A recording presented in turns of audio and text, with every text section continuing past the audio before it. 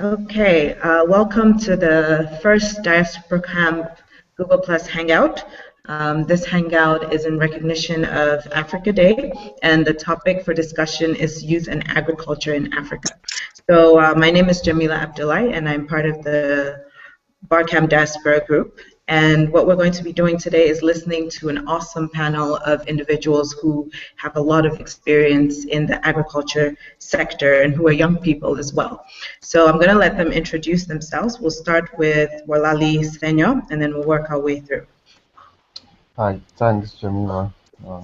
So my name is Walali, and I'm a development researcher consultant with experience of over 7 years. My interest covers the area of ICTs and agriculture and rural development, looking at food security, knowledge management, agribusiness, community informatics innovations, and e-agri policies. I've worked in Africa most of my time, but also in Europe and some study tours in Asia.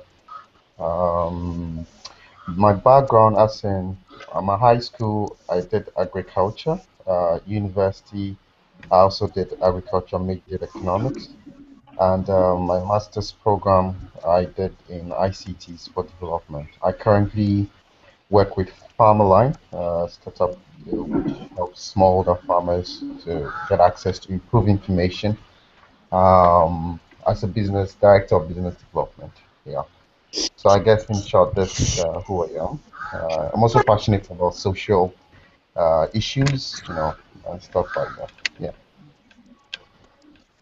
Okay, that's great. Thank you, Walali. Sydney, could you introduce yourself?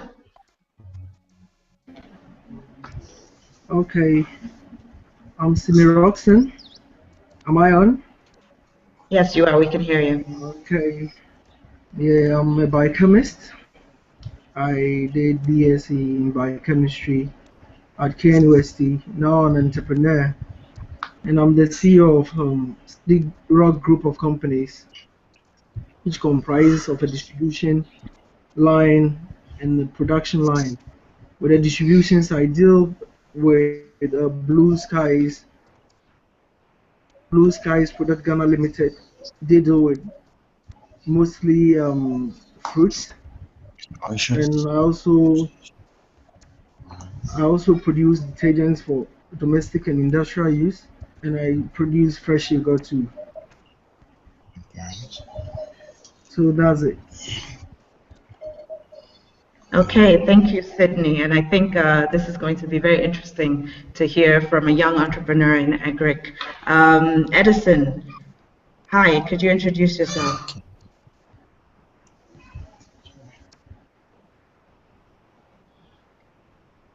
Edison, I don't think we can hear you. Hi, hello?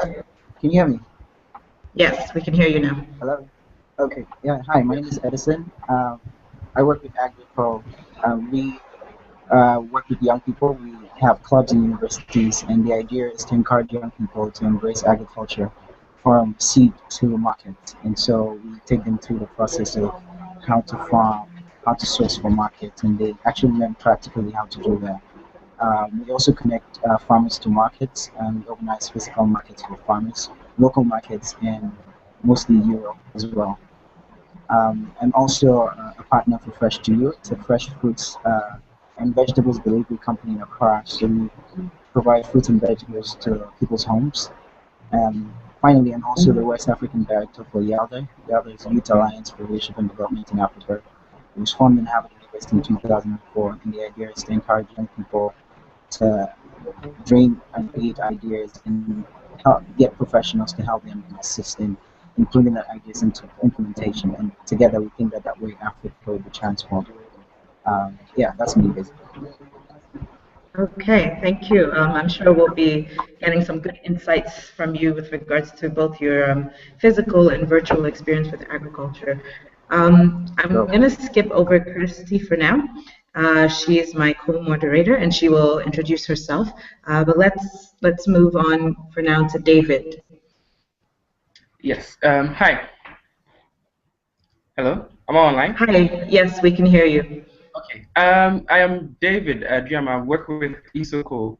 My foray into agriculture is quite. I completed tertiary university last year, and right after my exams, I got a job at Isoko as a communications person. I had no idea background in agriculture whatsoever, but it's been a learning process on the job, and it's fun. It's exciting. So what we do as Isoko is we have a platform, a communication platform, to help agro businesses and projects manage their work and then send information and advisory services to farmers. What I do there basically is to come up with marketing strategies, to come up with marketing materials like brochures, outreach programs, and then attend exhibitions and make sure we have speaking opportunities at conferences. Make sure we all our communications stuff are like right and good. But I've been having interactions with farmers, and it's amazing to see how much they embrace. They want to embrace technology. They want to move from the traditional ways of farming to a more business-centric way. So I'm here to share the little knowledge I have in ICT, mobile agric. Yeah. Okay, thank you so much. Isoko, yeah, definitely heard a lot about Isoko. I actually worked with them for a short time, so it'll be interesting to hear, what's happening and what you guys are up to on that scene. Now, to our final panelist, Aliosis, could you please introduce yourself?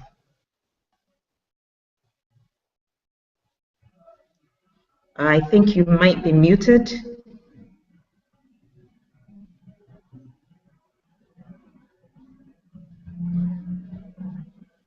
Okay, while we wait for Aliosis to figure out his microphone. Okay, are you here now? Perfect. Yes, Please, thank you. Please go ahead.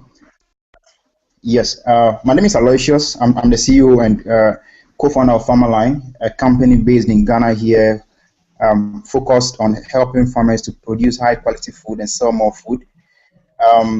My background, I grew up in Volta to farming parents. I studied agriculture in high school. I made it to KNUST. I did a BSc Natural Resource Management. I had my bachelor's in 2012. And whilst at KNUST, I learned how to program. And then it led me to build Farmerline, a voice technology that is currently supporting farmers, over 2,000 farms in Ghana currently. And what we basically do is to be on the ground directly with these farmers to support them to become more entrepreneurial. We help them to both using our voice technology in local languages to be able to produce and sell high quality crops. Thanks. Okay, thank you. So we have a powerhouse of individuals, and I've seen that they're all men, but I'm sure they will be able to tell us a bit about what the girls in the sector are also doing. So Kirstie, I'm going to pass on to you. Hi, and good morning on my side, everyone. My name is Kirstie Kwarteng. I am a part of the Diaspora Camp group, and I will be feeding questions online via the Diaspora Camp Twitter handle, which is just at Diaspora Camp. I also want to let you all know that we are also streaming live on YouTube via the Diaspora Camp YouTube page. So I'm looking forward to a very lively discussion. Great. So let's get the ball rolling. The first question, and this goes out to all the panelists, but I guess we will start with Wolali as we did initially. What would you say the current landscape of Africa's agricultural sector is? And if you could focus specifically on the opportunities, the challenges, and if you're seeing any specific trends. And if you're focused in Ghana, perhaps you could focus your examples on Ghana, and if you're based in other countries as well, it would be interesting to get those insights.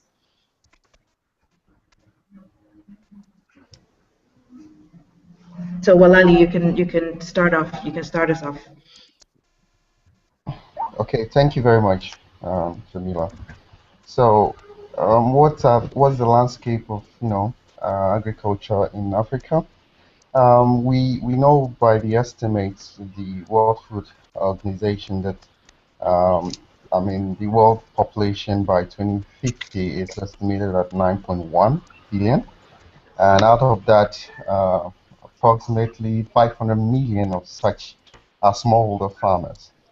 Now, for us to be able to feed a world growing at such rates, we need more improved, you know, planting methods, improved crop varieties, management practices, improved inputs, and all that. It's actually, you're looking at a whole, um, list of items that can help farmers, improve their productivity. I mean, data shows that on the average, the productivity of an average farmer in Africa is less than their counterparts in other developing economies, and at least to compare with the developed world. So yeah, there are challenges in terms of farmers' access to inputs for their farm production, access to timely information to make, informed decision on when to plant and all that.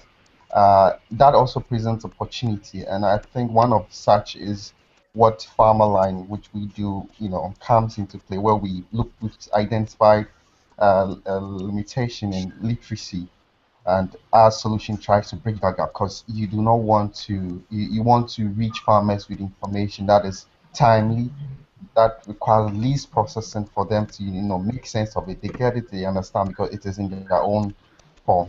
The other opportunity that actually present in the agricultural landscape is we could see a lot of technology, as in mobile phones have become ubiquitous in almost every part of fabric. The rural connectivity in terms of mobile penetration is actually increasing, and that for Ghana is quite very high compared to the other, West African countries, and that presents a lot of opportunity for, young people, entrepreneurs who are interested in going into the agri space, providing solutions to help farmers. We the African Development Bank also, shows that the middle class in Africa is growing fast. I mean, it's the fastest in the world, and that also presents quite a great opportunity for people, because now we having people with changing taste. Probably people are going to prefer somewhat processed, well packaged food and stuff they from the Okay, so I think Walali gave us a very comprehensive overview of some of the challenges and agric opportunities sector. on the So, I landscape. mean, And we'll get back to you, so Walali, but in I all, want to just hear a bit from Sydney on what he thinks the current challenges and opportunities are.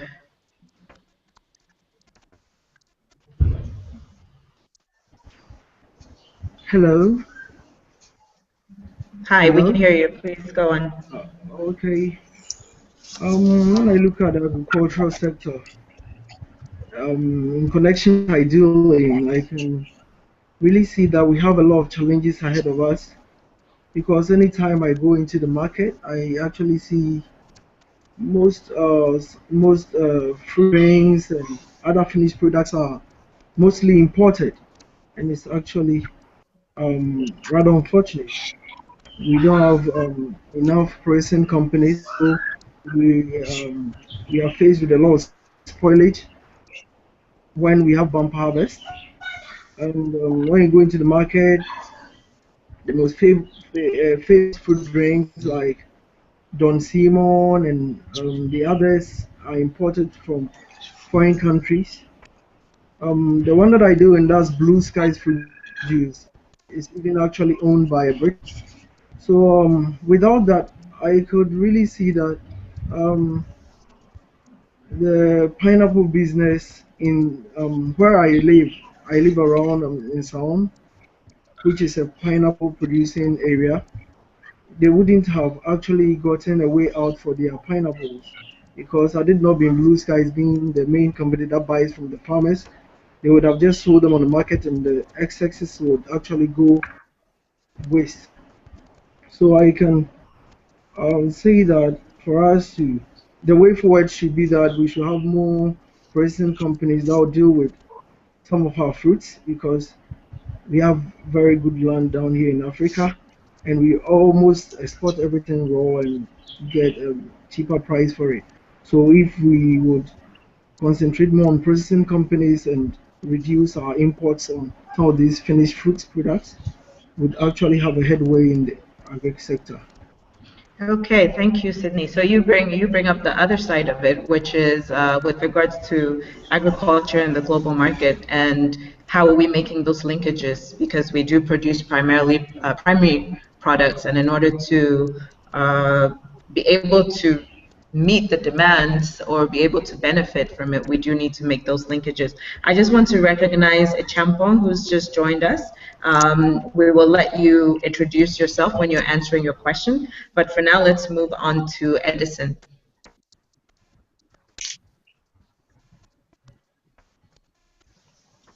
Edison, go Is that on. me? Yeah, okay. So I would talk specifically on Ghana, Liberia, and Kenya. And I think the opportunities that I see is, first of all, like a very, like a massive landmark. People to be able to do a lot of agriculture because we have space, we have land, and we have really good soil. We also Ghana is in the center of a lot of of the world, I think. And so you have people coming from Netherlands to come and farm in Ghana because they think that they can reach the UK faster than so many other people can. People coming from India to produce in Ghana because they realize that the soil is good and the cost of flight from Ghana to the UK, it's cheaper from Ghana. And so we have a very good position, especially with exports and international business. I also think that we have a very youthful population that we need to tap into and need to start engaging and encouraging them to go into agriculture. One of the challenges I see, though, is access to agricultural technologies. I'm talking about tractors, inputs and things like that, because you can't plow a land if you don't have tractors. So you have small communities fighting over very few tractors, and sometimes some people miss off of the rainy season because they don't have access to these technologies. They don't have access to drip irrigation or any kind of irrigation technology because it's expensive to import some of them to this country. So some of the things we're looking at doing is developing low-cost irrigation technologies. There's a possibility of that in Ghana, and we think that So I think that overall, though, we have more opportunities and challenges. So it gives us that proof for continent. Thank you. Okay, so Edison says overall there are more opportunities than challenges in the agricultural sector. David, do you agree with him? And what are the trends telling you? Are the trends telling you that there are more opportunities, or are they telling you the reverse? He's right. There are more opportunities than challenges. I think it's different when you go to Eastern Africa, for instance, Kenya and those eastern countries. For Kenya, for instance, most of these farmers are like commercial farmers. They are literate. They can read, they can use mobile phones, they can text, and they can use applications. But when you come down to West Africa and let me use Ghana for an example, one of the challenges that faces agriculture here is illiteracy, and then the willingness to adapt to new technologies, because our farmers are basically, it's weird. It seems like those who actually farm are people who have not had any sort of high-level education, and they still stick to their old methods of farming, looking up to the skies to tell the weather, using ants, using stuff like goats not going out to eat, or leaving their pen to tell the weather. And this is not a good thing, because there are a lot of changes in the climate, and we have more sophisticated tools and measures which they can tell the weather. So that's one of the challenges. But yes, the opportunities are bound. Like you were saying, people come out to Ghana to invest. We have a lot of resources. We have lands that have not even seen half of the cultivation they should be having now. There are a lot of farmers who could reach their full potential if they had access to the right information, the right tools, the right methods. But the government is doing quite a good job, but the ratio of extension officers to farmers for instance, in the north, which a lot of farming activities happen, is I think one extension officer to about 1,000 or more farmers, and this one person cannot reach all of these people at a go. So the other alternative is to use mobile technology, SMS, like Farmerline and Isoko is doing, to reach out to these farmers, give them tips, give them agric advice, and then weather alerts. But then we face the problem of them not being able to read the messages or even text in to access this information. So that's one of the challenges, but the opportunities, like you said, abound.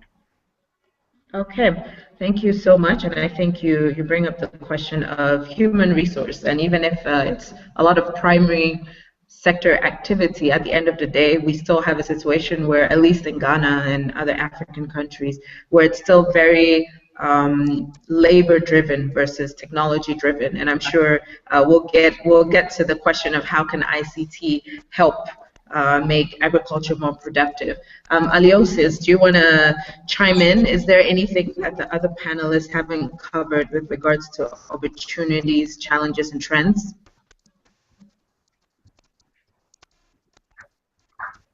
Yeah, I think they said everything, but I would like to highlight two. One of them is like, hello? Go on, hello? We can hear you. Hello? Go ahead, we can hear you. Hello? Go ahead, we can hear you. They said everything, but I would like to highlight 2 points. One is the opportunity for agriculture. And the other one is providing a reliable market access for farmers to be able to sell their product. And this time, the investment in agriculture is not going to be like foreigners coming in to invest in Ghana, but we are going to see a lot of Ghanaians, especially the youth, investing their life savings into agric. One typical inspiring story that I've seen myself is David Acheampong from Agro Mindset. This guy did his master's in Regional University. He could have gotten a job in the UK or in a big firm here in Ghana, but he came down back to Ghana and he got a land and he went down to the field and then he started farming. He goes to the farm every day from Monday to Sunday. He sweats and he works so hard because he has seen the opportunity and he's going after it. What will happen is that we'll all sit on the side and watch him, and then he will succeed and everybody will copy because we are very good at that in Ghana, and that's going to be our strength in the next 5 years, because people like David are going to be like rich people, and then we'll all go and start getting lands to farm because he's going to succeed and he will succeed very big.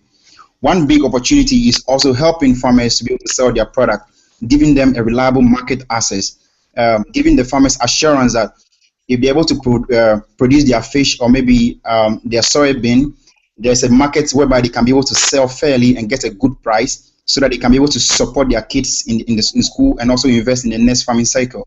So there are so many big opportunities in these two fields, investment in agric and also to help either through export or maybe adding value to this crops. Maybe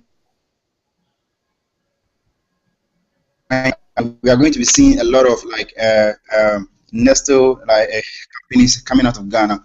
People who establish businesses to take advantage of these organic produce that our farmers, our families are very good at producing and turning them into big businesses that will sell very well in Europe and America.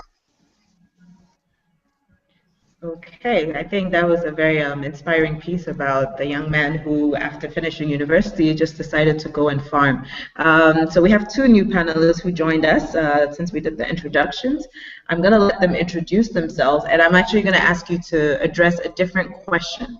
Okay, so if you went to school in Ghana, I'm sure at some point in time, they asked you the question of whether you would pick being a teacher or being a farmer. So what did you pick back then, and what do you think is the main challenge with regards to getting young people interested in agriculture? So I know Acheampong, you came first, so I'm going to let you answer the question first. Please introduce yourself as well. Could you unmute yourself, please?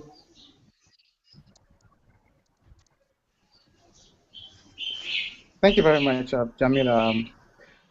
I grew up in Kumasi, in Ghana. I schooled at KNUST. I studied natural resource management, and I continued to study both science and technology. And then I also just graduated from my master's degree in forest science. In my research focus is on plant physiology. Basically, what we use is we study how plants interact with the environments, and we use this interaction to create innovative solutions for helping plants to grow and also to regenerate forests. Regarding your question, I think I would have chose, well, pretty much when I was a kid, I never knew where my directions. I had no sense of direction. I was just passionate about science. And I used to watch BBC engineering stuff, and I was passionate to do electrical engineering. But somehow my addiction to watching documentaries on animal wildlife got me interested in natural resources. So that is where I began my education in natural resources. But I'm more fascinated by plants because our survival on the plants or this planet is highly dependent on plants through the process of photosynthesis. So I study stress physiology, and we use these mechanisms from plants to design new innovative solutions that enhances plant growth under impoverished soils. Okay. Did I answer the question? I mean, basically, you would have chosen being a farmer. It's very clear because you were passionate about plants. So that means that you would have wanted to be where the plants are. Allegria, which one did you pick, and can you introduce yourself? Thank you very much. Can you hear me? Hello? Yeah, we can hear you. Yes, Okay. we can hear you. Go ahead. Thank you very much. Good afternoon, everyone. I'm sorry I got here late.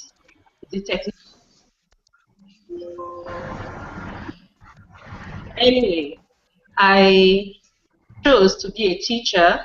I lecture in the University of Lagos, Nigeria, in the Faculty of Pharmacy.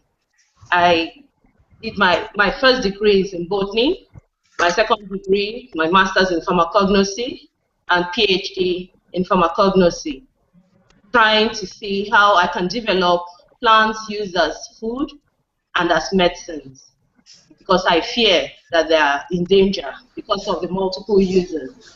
My background is, I come from a family of farmers. My father is a farmer, was a farmer, he's dead now.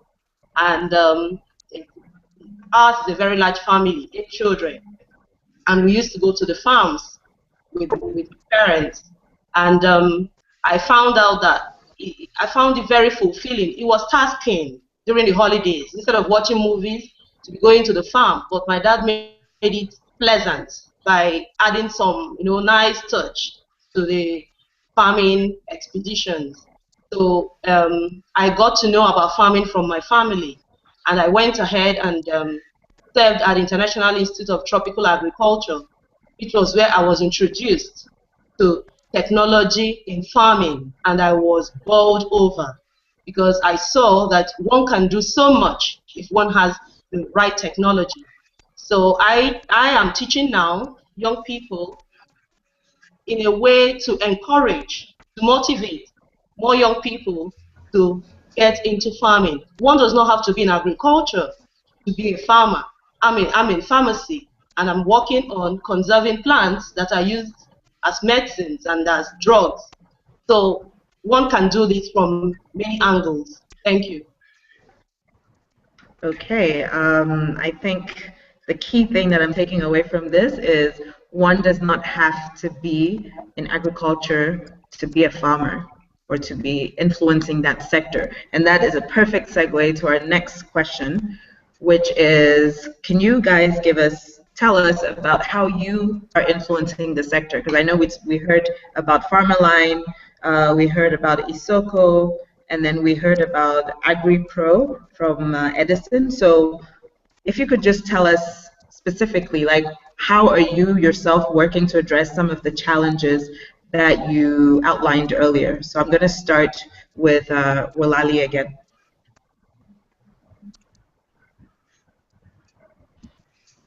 Right.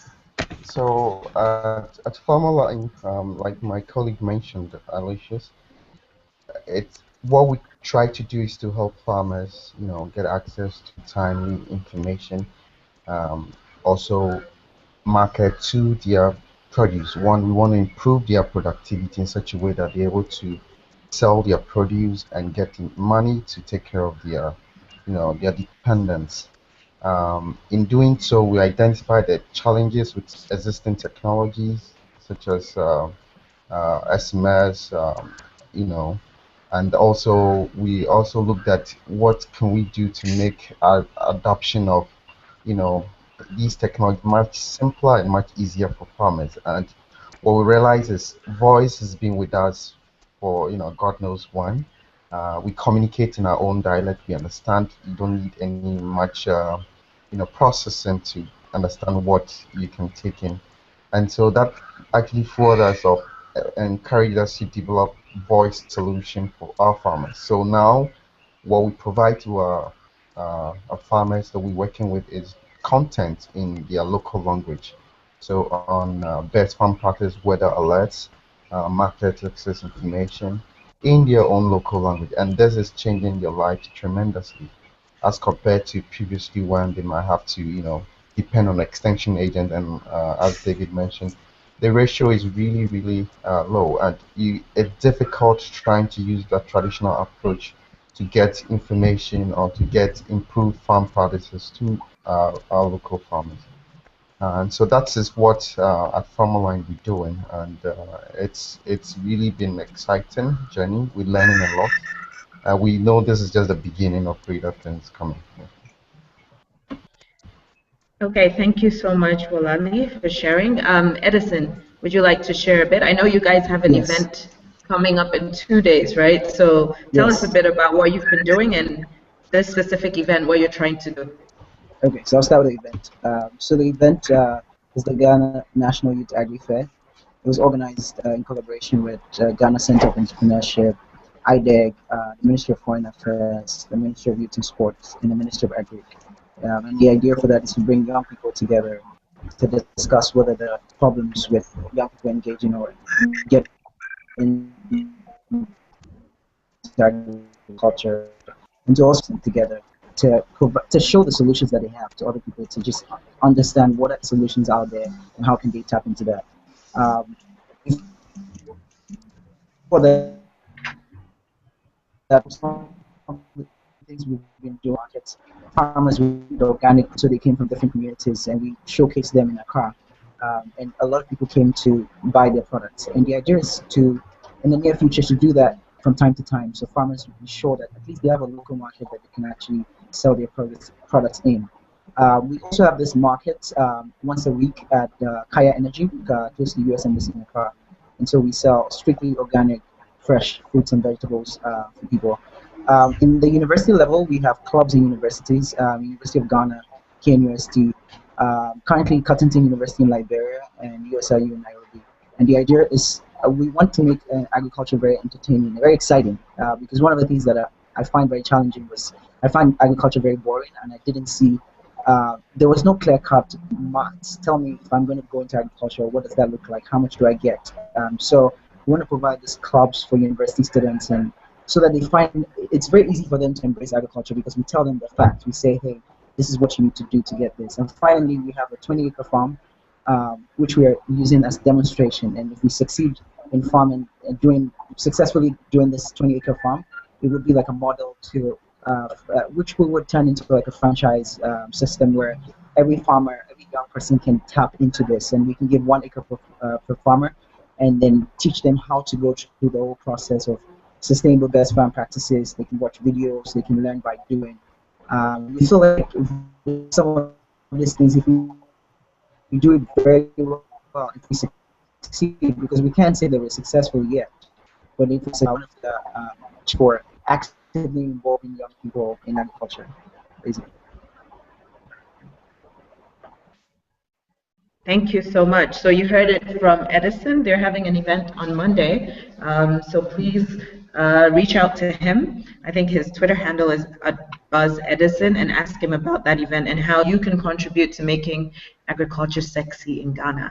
Okay, David, Isoko is working on a lot of things since I last heard. So would you like to tell us about how you guys are making an impact? We heard earlier that a big issue is information with regards to weather, with regards to markets, and I know you guys have apps dedicated specifically to that. Yeah. The thing is, the technologies are there. There are new innovations coming up. Formaline, all these other softwares and tools. But the problem, like I said, is how are people adopting it? How to create awareness for people to adopt these new technologies. So for instance, what we do is we don't just give out the deploy the tools. We don't sell it as a standalone. We give training to as well. So if you're a project and you want to buy the subscription information for the farmers, what we do is we go out to the field and we train the farmers to as well to learn how to basically text with the phone, send simple SMSs to query and receive information from us. And just the basics, because they don't have to go to the app themselves. They're just the end users, so they just receive the information. So I think that's one of the ways. The youth, there's a lot of opportunity for the youth to. It's a new sector. Mobile agric is quite new. It's a vibrant and very sexy field. So there's the call for the youth to get more involved. It's new, so there are a lot of bugs, there are a lot of tricks, there are a lot of things that we don't know. Sometimes we don't know how to get it right. For instance, we were sending out messages to the farmers in English, and usually what we have to do is to go to the local community and train one person who probably can read or write, or their kids, to read and interpret these messages to them. But we sat down and we felt like this is not. It's not really solving the issue, because some of these farmers they see the messages that they can't do anything. So one way we thought we could deal with that illiteracy problem is to come up with a farmer helpline where the farmers can just call a short code, and we have agric experts in our offices in the call center. They pick up the phone and they give them any advice whatsoever in their local languages. We have experts in the call center speaking 12 local languages. So they just call, and we have a content database where we have information on crops, on diseases. So it's really simple. So I think these are some of the ways we are working towards solving some of these problems. Okay, I think that's very, very important. It's a question of adopting technologies, and I think that's not restricted to just agric. It's just across the board, even with education. For instance, there are a lot of e-education platforms, but the question is whether people will actually adopt it. And in the case of mobile connectivity, for instance, it's internet. Who has the internet access, or who has the mobile phone that will let them do what they're supposed to do? So it always does go back to the challenge. But let's find out from Kirstie what some of the statistics are currently with regards to the agricultural sector. Kirstie, take it away. Okay, so some stats that we were able to find on the agricultural sector. These are more specifically for Ghana. It says that we have an aging farmer population, with the average age of farmers in Ghana being 55.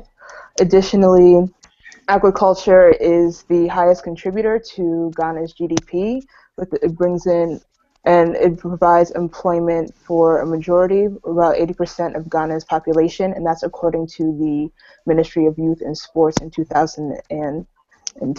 And we're seeing that, according to the National Youth Policy, there hasn't been a lot of emphasis being done on promoting agriculture among youth, which could be a potential reason as to why we aren't seeing a lot of youth participate in the agric sector. And 81% of the population of Ghana lives in rural areas, which are also agricultural areas.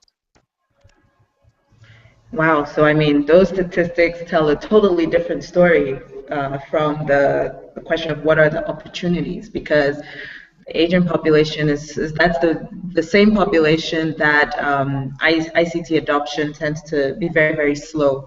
So one of the questions I was going to ask was whether you think young people should be more engaged in agriculture, but it's very obvious that they should. So I'm not going to ask that question. But thank you so much, Kirstie, and I'm sure we'll get a sense of what people are saying on Twitter. So if you are following this discussion, please do answer the questions and share your own thoughts, and we will feed it back into the video stream. Okay. Okay. So next question, and I'm going to ask. Who am I asking to respond to this first? Sydney, I'm going to ask you to respond to this first because you talked about blue skies, and we're addressing the question of opportunities in agriculture for young people. And from the previous round of questions and answers that we got, it's very clear that you don't necessarily have to have an agriculture background in order to work in the sector because it's linked to so many different things, right? So could you tell us some of the opportunities based off of your experience as an entrepreneur in the agriculture sector with regards to blue skies? Okay, with regards to blue skies, my position there right now is as a distributor, and I'm actually using my biochemical skills to fix it to marketing to make it happen.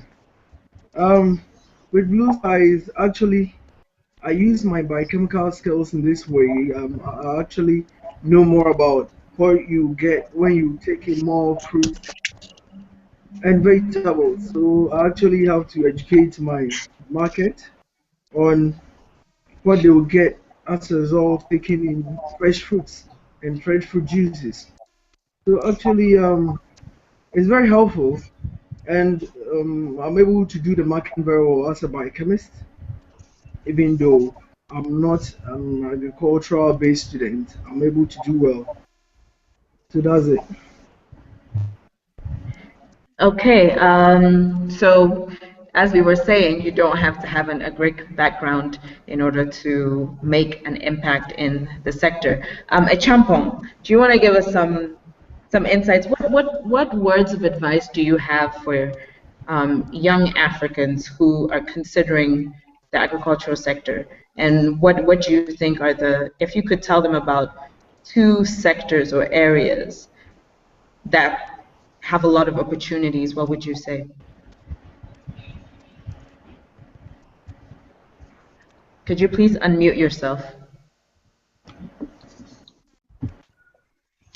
Thank you very much. Before I move, I would like to clarify a misconception. Africa does not necessarily have the richest of all soils. Actually, we sit on one of the oldest geology, which has gone through a lot of weathering, and so the soil is very poor compared to like North America and elsewhere. There is rapid nutrient cycling, low phosphorus, nitrogen, and so that is why the soils normally require a lot of inputs in terms of fertilizer application. So just a little misconception. For African youth, what I would say is that there is huge opportunities as far as the IT sector is concerned. As you know, extension services, I think Aloysius mentioned about that. Extension services are very critical in improving agricultural productivity. And so one is the IT sector, and then the other thing is that Africa happens also to be the lowest on the ladder globally in terms of production and also in terms of efficiency.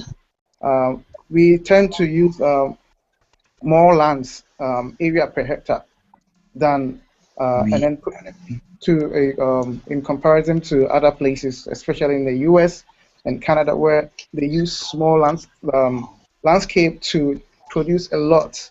So there is also an avenue for youth to concentrate on how to develop innovative ideas that maximizes yield or improve yield efficiency. and that can be done in so many different ways, through mechanization, through development of new organic fertilizers, and many others. So that is where I see the opportunities for the youth. Okay, thank you so much, and thanks for clarifying that point, that we actually do have to do a lot in order to keep our soils fertile. I'm going to go back to Allegria, because you mentioned that in working as a professor, what you focused on a lot was encouraging young people to join agriculture. So could you give us a sense of what was the main misconception that young people had, or what was the main thing that stopped the young people that you mentored from entering the sector, and what did you tell them? Thank you very much, Jemila. Okay, answering your question, the last question directly, the young people are not interested in agriculture because for them it's dirty. You get your hands dirty, you get your body dirty. They want to be in an office with the air conditioning on and clean, taking coffee and tea. But in the hot sun, under the, touching the soil is not appealing at all. Now, to address the first question, the conversation going on about the challenges that we face in the agricultural sector, I want to mention something. I'm a fellow of the African Women in Agricultural Research and Development, AWARD. It's a capacity building fellowship that I received in 2008. For 2 years, I was trained, and I got to mentor somebody, and I was mentored as well.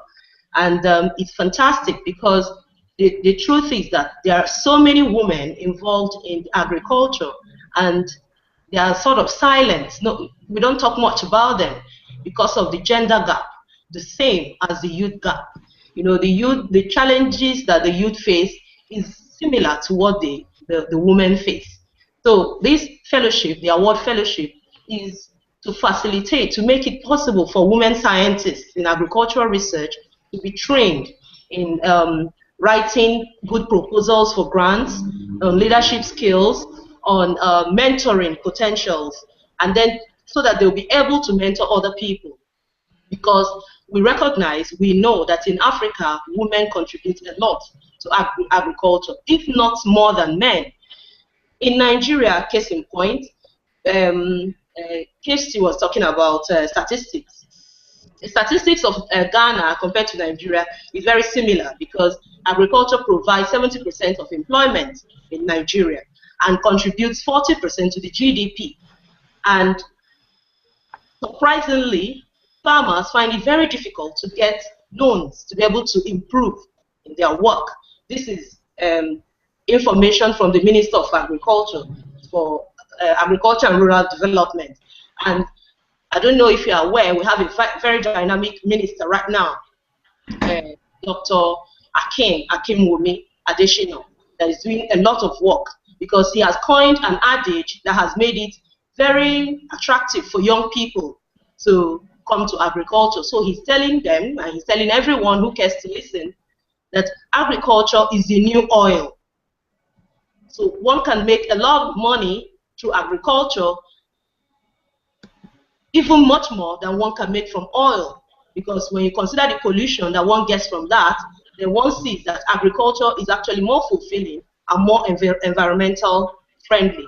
So we need to all address these issues as well. So the role of women in agriculture and the role of the youth, to make it attractive to them and not to ignore the input of women in agriculture. So because the award fellowship made it possible for me to be able to see what is happening. I had the opportunity to do a role modeling event, and I went to a village in the eastern part of Nigeria, and these people are mostly women farmers cultivating cassava and yam. By the way, Nigeria is the greatest producer of yam in the world and the greatest consumer.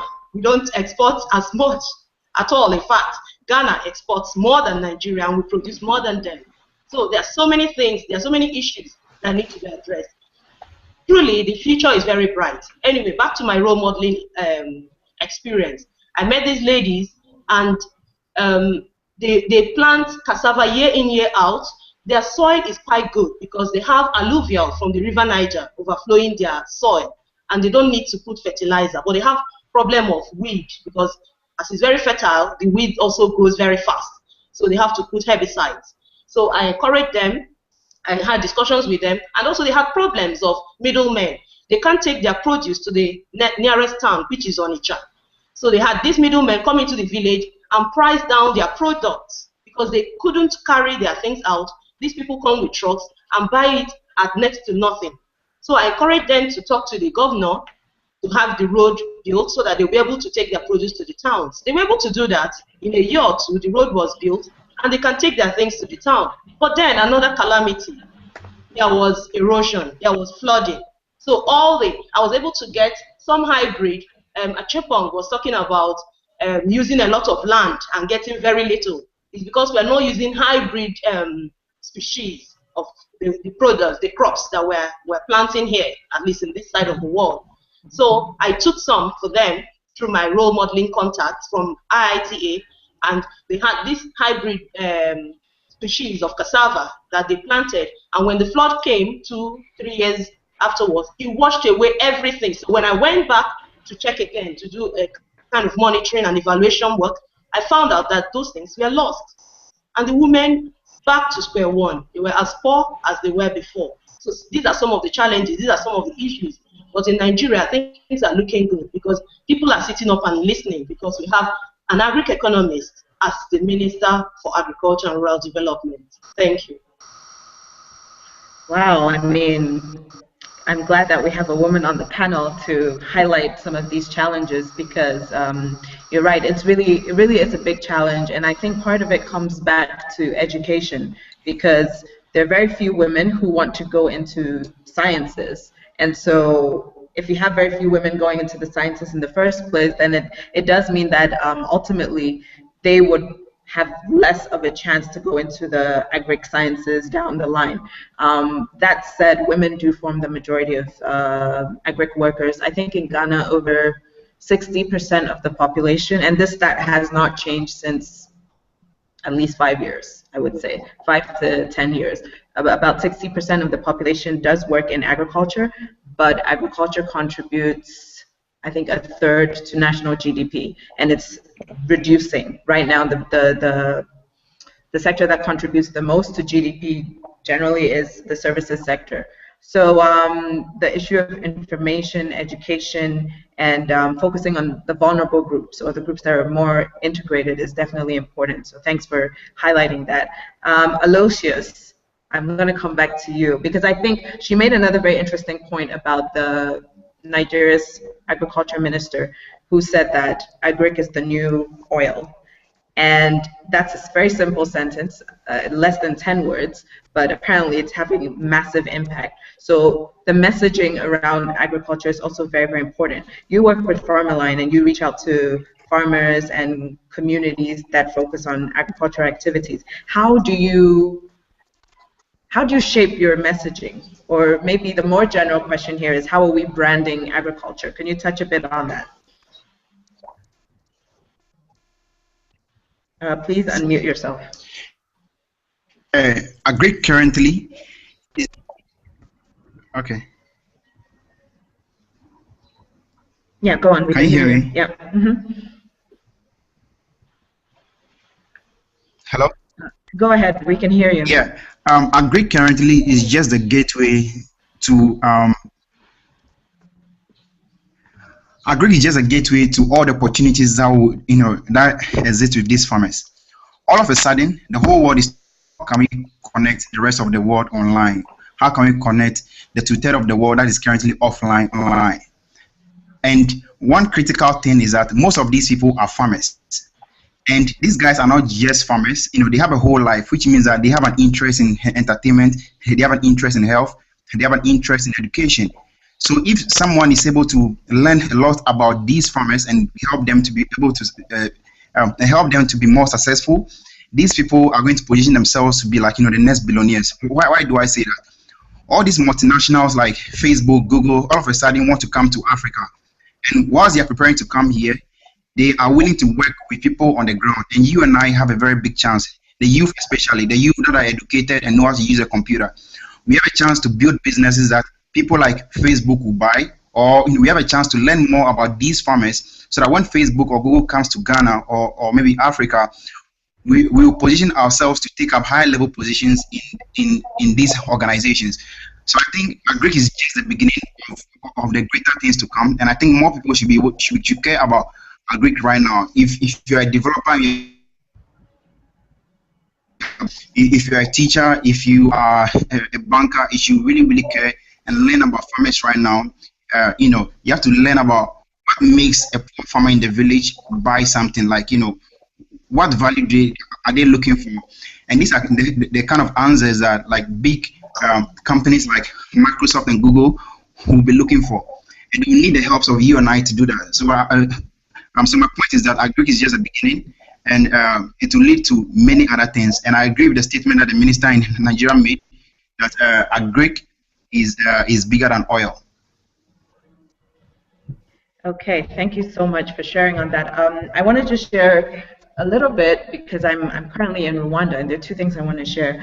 I was just attending the African Development Bank's annual meetings, and a lot of the messaging at some of these meetings, it tends to be the same, because you hear the same thing over and over from year to year, because there doesn't seem to be much change going on. And it was still the same thing, that agriculture is a big deal. It's very important for us to focus on it, but also there was a very big focus on value chains and how to strengthen those value chains. And I think I saw a question on Twitter with regards to that as well. So I wanted to highlight that. I think it was Kofi Emeritus who asked that question: how do we strengthen the distribution and value chains? Now, linking it back to what everybody has said here, you think of agriculture, and if you're a young person who's looking to go into the sector, it might make sense for you to do a mind map. Now, what a mind map is, you have a keyword, and then you create different linkages to see what else might come out of that keyword. And maybe if you do that, if you take agriculture, what does that mean? You're talking about water. So you could work in the water sector, you would still be impacting the agricultural sector. You're talking about, with regards to extension services, you're talking about education. You're talking about information and communication technologies. You're talking about infrastructure, road linking different people. You're talking about markets. So these are all different areas that young people can plug into, even if you don't necessarily have an agriculture background. Okay, so I want to just segue into something that Dr. brought up earlier about soil erosion. And I think we're seeing that even more now. It's a question of climate change. And as she mentioned, women and youth really do suffer the most from all of these disasters, right? So with the issue of climate change, if we could go across the panel, because I think it's a very important issue, and I want to know how you are, well, whether you are encountering it at all in your respective areas of work, but specifically, how do you see climate change influencing the outlook for agriculture across the continent? So let's start with Wolali, who is now on video, so we can see his face. Do you want to address the question of climate change? Right. Thanks. I mean, the issue of climate change is global. It's global. It knows no boundary, and the fact is that it's real and it's affecting how farmers, or the decision to take in order to say, I want to grow my plant today or to do that tomorrow. We have in areas where in terms of our normal rainfall patterns have all changed. I think last year we experienced that in December we're having rain, January we're actually having rain, but that's not normal. Now, farmers might, because most of our farming practices are based on rainfed, they might make decisions to go plant, and they end up losing, some investment that they put in that. The other flip side of climate change is also bringing some positives, though we are not seeing that as much.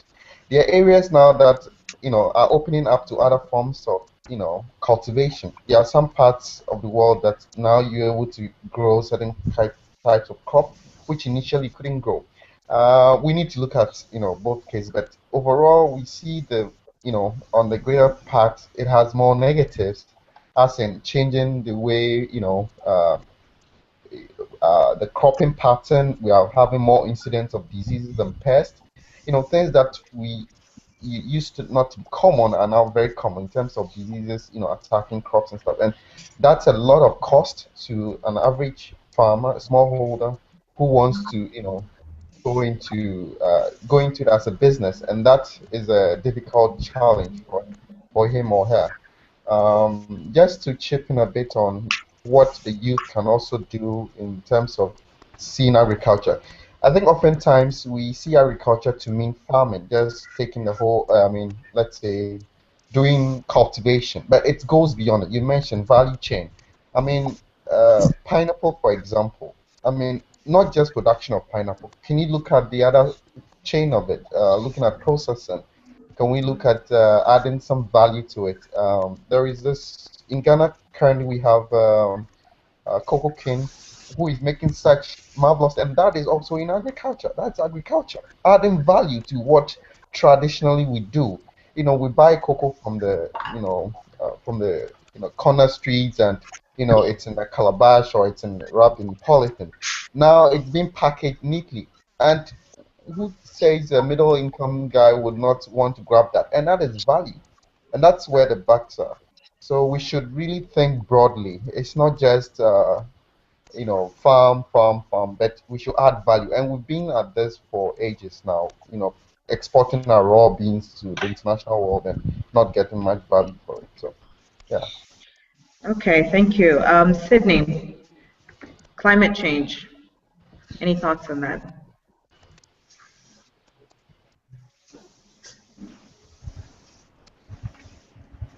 You can go ahead. Yeah, with the climate change, it has a very huge effect on the farming. Because with blue skies, for instance, they actually deal with pineapple, mangoes, coconut, pawpaw, and sometimes when the climatic conditions change, they have to go as far as Brazil to get some like mango to come and peel and cut in Ghana. The agronomy department of Blue Sky is also trying to do something to actually solve some of these things. And one thing that they are doing, which is in the right direction, is they are actually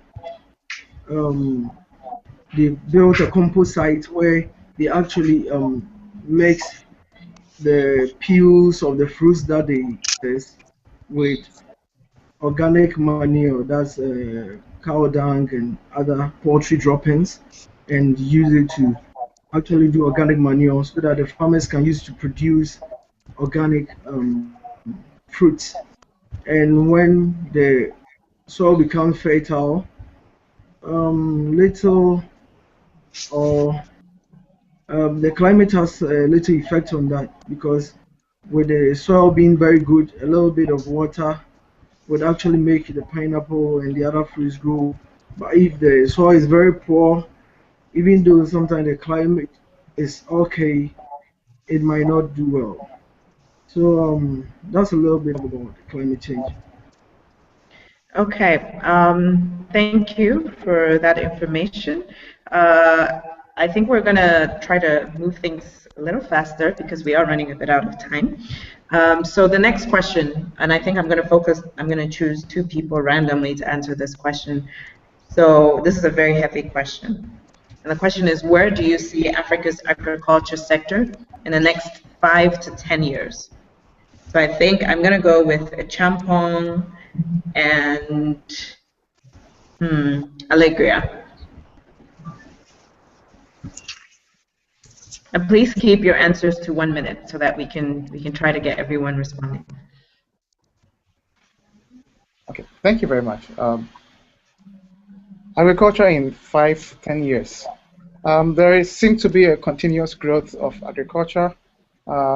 According to the FAO 2012 publication, what I see what I see is that this development is going to be contingent upon certain interventions.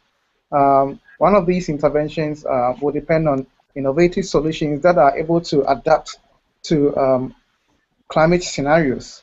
The other thing is going to be intervention by the government, and by intervention by the government, what I'm looking at is government should enhance property rights, create non-partisan level playing field for all people all stakeholders. They should encourage investment in new technologies and skills, and also policies and infrastructures must allow internalization of agricultural industry, and also extend the level of processing chain so that money will circulate within the economy, and reduce as much as possible exportation of raw materials. So when these processes fall into place, I think there's going to be a massive improvement in the agri sector. Okay, so that's really right. The government has to be involved in some way or form. But Allegra, what do you think? What has been, I mean, you've spoken about Nigeria's positive experience with regards to its agriculture ministry, but then you also advocate for young people, you know, to take the mantle. So where's the balance, and how do you see that affecting agriculture? Thank you very much, Jemila. Following what Acheampong had said, yes, the government have a role to play, but private individuals more so. I'm talking about entrepreneurs. I'm talking about little interest groups. For instance, I was talking about award, the fellowship I received 2008. Right now, we formed a group, Nigerian Women in Agricultural Research for Development, so that we'll be able to, together, working together, make a more directed impact. You know, we're working with the rural people. We're seeing them. We're working with them. We're facing them. We're looking at their problems. People need access to inputs, capital, land, and training. For instance, women in Nigeria, at least in the part of Nigeria that I come from, are not allowed to buy land. So this has to change. That's the role the government has to play a big role to change that policy that has been so archaic. Because I mean, you can't, when a woman can buy land, then she cannot practice this. If she's interested in cultivating type of agriculture, of course, there's the fisheries, there is the value chain aspect, and so on and so forth. So I believe that also in training, talking about education, like you were saying before, Jemila, you know, in Nigeria now, many universities are bringing in that aspect. We all want to make a comfortable living, to raise our standard of living. And for instance, there's a university that is well regarded here, the Pan-African University, now Pan-Atlantic University. Now they have courses on agribusiness.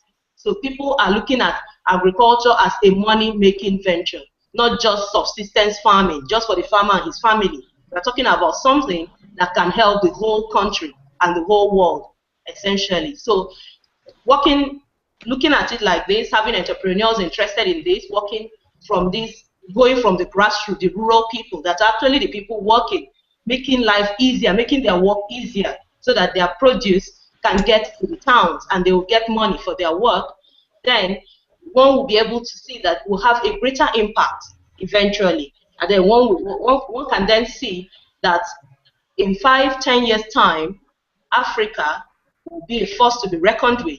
You know, because by then we're developing our local produce. We reduce imports and increase exports. Thank you very much.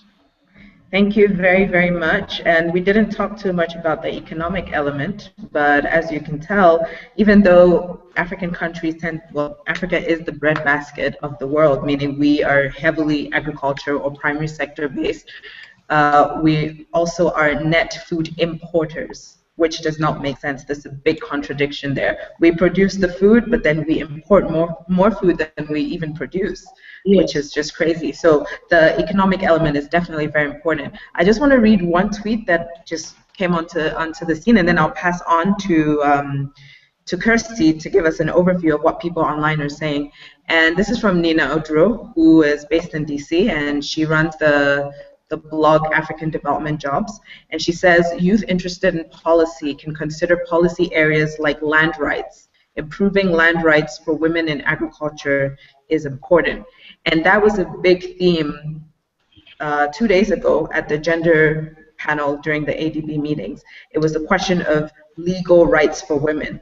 Because if women don't have access to land and they're supposed to feed their families, then you can see how that might be a constraint.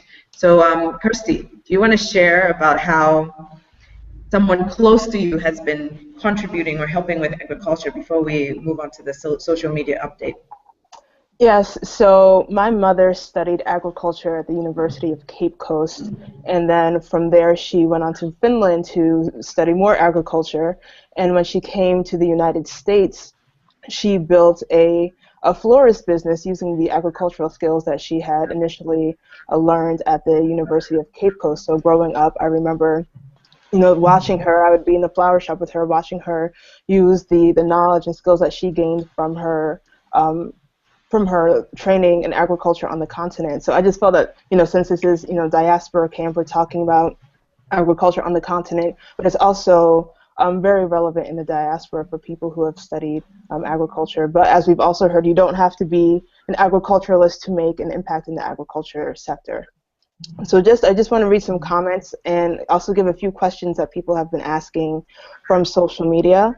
We have one comment from Obo Samson. He's saying that we should also look into aquaculture, and he's majoring in fisheries science, and it's his hope to engage more people in aquaculture. Then we have another comment from Gameli. He's saying that agricultural's influence on Ghana's GDP is reducing, although many people are involved in this sector. And then we have another comment regarding engaging youth in agriculture. He's saying that for you to feel passionate about agriculture, think about your favorite food and specialize in producing the ingredients that are needed for that. And then on to some questions. We have a question from Rachel Tachi-Menson.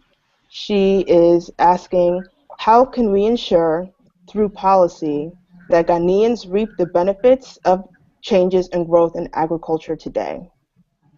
So that's open to anyone who wants to answer that. Well, I think I really like what the person said about think about the ingredients for your favorite food and then make sure you contribute to that. So that's a challenge to everyone. I know a lot of people like wache.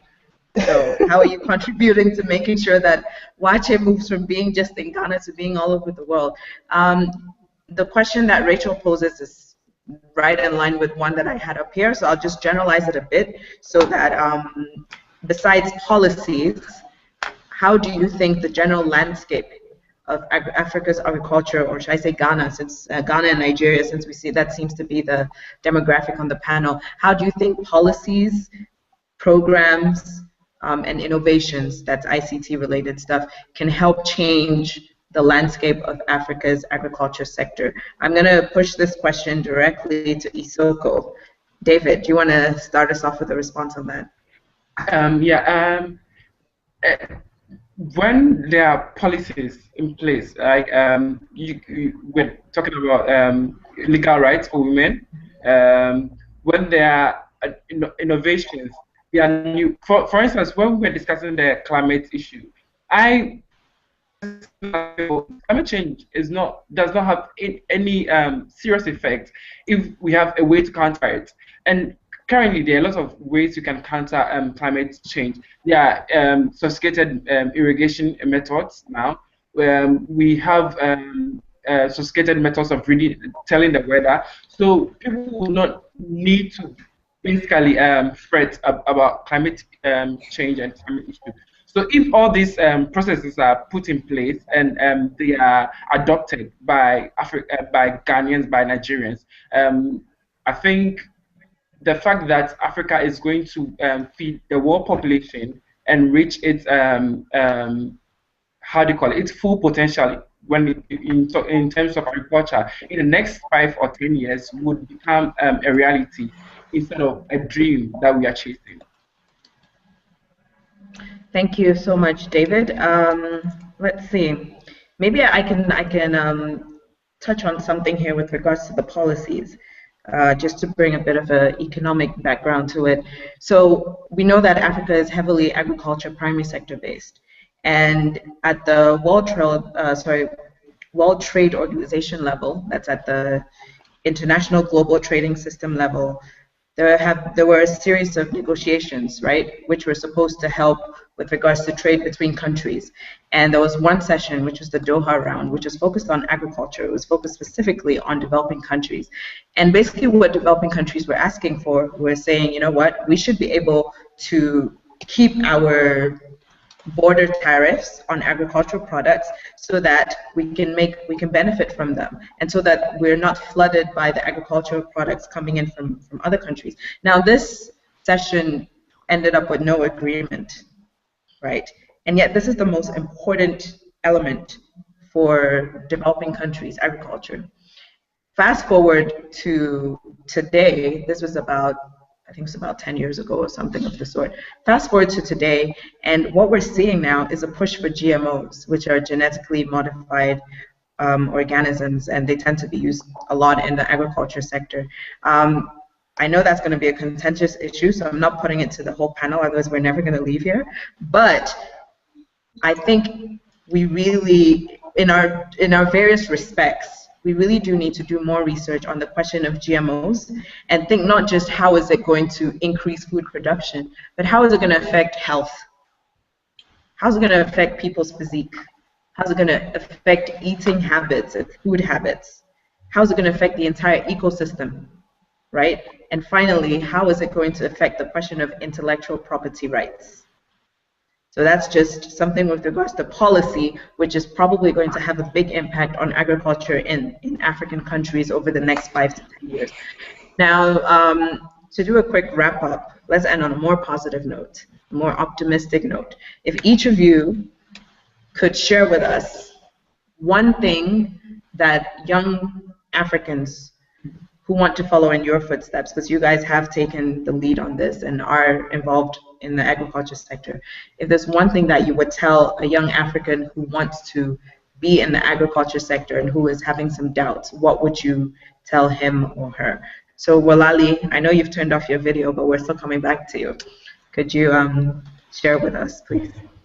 All right, thanks. So one thing I would tell any youth is that the misconception about agriculture being, you know, a form of punishment or not being sexy, you have to make it sexy for yourself. I mean, irrespective, if you do not like something, you make it beautiful, or if you're not happy, you have to make yourself happy. So first of all, it is as, you know, lucrative as any other industry, but it requires hard work and sacrifice. I mean, it is as plain and as simple as that. It doesn't come easy. You need to be prepared to go through it all in all. So so long as you are excited that you are part of something bigger, I think that should be enough. So just be, be excited that I'm also making something great for myself, for my country, for my continent. I think that is more than enough to push agriculture beyond what it is now. Okay, Sydney, I'm going to ask you a more direct question. You're working with Blue Skies, right? And it is, it is in the agriculture sector, but you mentioned that a lot of your background was in marketing. So could you give me 1 or 2 cover letter and resume tips that how did you fine-tune your resume or your application so that it made sense that a marketing guy should be working with Blue Skies? Oh, actually, my background is biochemistry. Oh, biochemistry. Okay, yeah. So biochemistry. Yeah. So I stand corrected on that. So this is even better. What are some key points that a resume or cover letter resume or cover letter for a job in agriculture or the primary sector should have? Like, what are some of the elements that you had in your resume that were definitely important for getting that job? Okay. With Blue Skies, actually, I applied as an independent distributor. I didn't actually apply to actually get a job there. I actually did my national service there, and I applied as an independent distributor by chemistry. I convinced them that I'll be able to convince the customers better on the importance of taking fresh fruit juice. And one thing that I would like to say is that I like agriculture because agriculture is life and never fades off. The food we eat never fades off like fashion. You understand? And right from creation is the source of our life. And that's it. Agric is life. Okay, so there you have it from Sydney, and he says, whether you like it or not, you eat, breathe, think agriculture, basically, because you eat food, and there's a whole process that goes into that, so you should find out what that is. Also, I think another thing that he said is he did his national service with Blue Skies. So if you are thinking of going into agriculture and you are not sure that you want to commit your entire career to agriculture, contact the panelists, because here you have people from at least 3 or 4 different organizations that work in the agricultural sector. Contact them, see if you can volunteer, see if you can intern, get your feet wet, so that you can get a sense of what the place is if you're still too afraid to make that jump. David is nodding his head.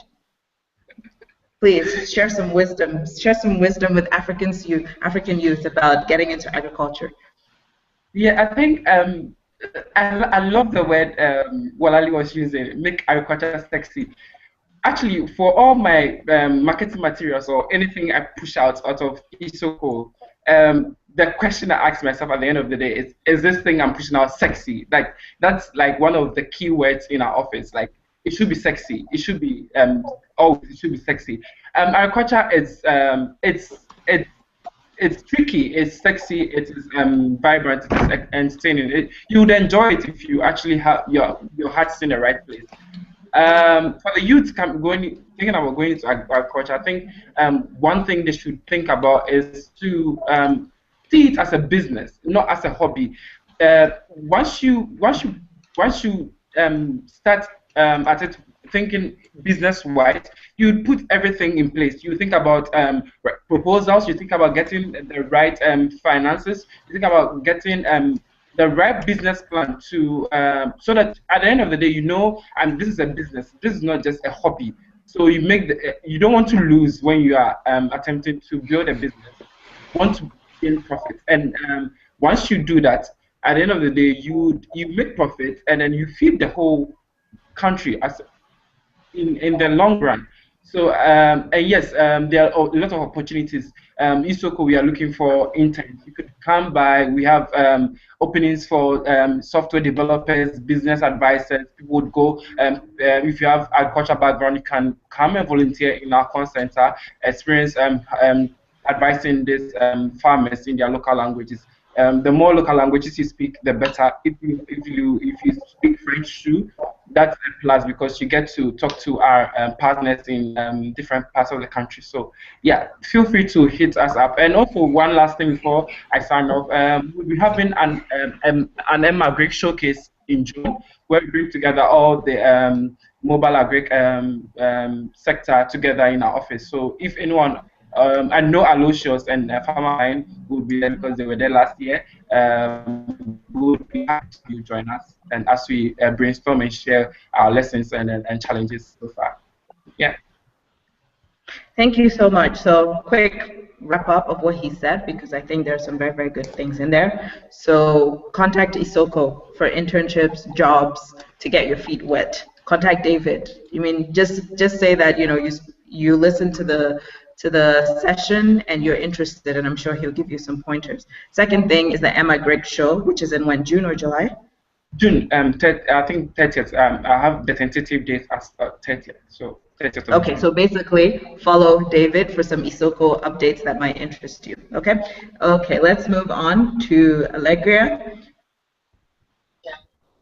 Maybe with you, I'm not trying to play the gender card, but with you, specifically to young women, if you could share, what would you tell a young woman who's interested in going in agriculture? Thank you, Jemila. Yes, it could be, one has to be very sincere, you know. What you ask the person, you know, you have to be passionate about it. Now, if the person is passionate, may not be passionate about agriculture, but is passionate about life, is passionate about feeding the poor. In Africa, we have many people hungry, and we are capable. We have the capacity to feed these people. So if the person is passionate and patient, and to have as background music, you know, this comment from someone about the ingredients in the food, you know, to think, would you like wholesome ingredients in your food and money in your pocket? Always, not sometimes, always. You have money in your pocket. If you go at it, as David has suggested, you go at it as a business and not as... Okay, I'm not sure if we lost your feed, but basically what she was saying was echoing what David said. Go at it as a business and not as a hobby. And women, there's a place for you in agriculture because you're nurturers by nature. So let's get on it. Okay, to our final panelist, Acheampong.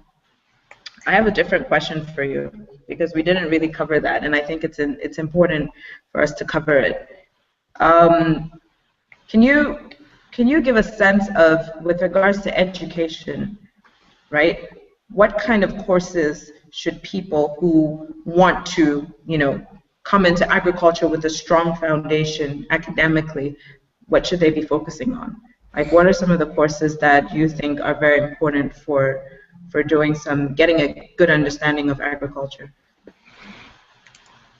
Thank you very much. First of all, there is no specific course to study if you want to do agriculture. Why am I saying that? We have to first understand that plants and animals have evolved in synchrony with climate cycles, and this triggers certain physiological processes. Now, understanding how the components of agriculture works and will aid us or help us to actually be able to manipulate agricultural systems. This means that you can study mathematics, you can study physics, you can study engineering, you can study medicine, you can, whatever you want to study.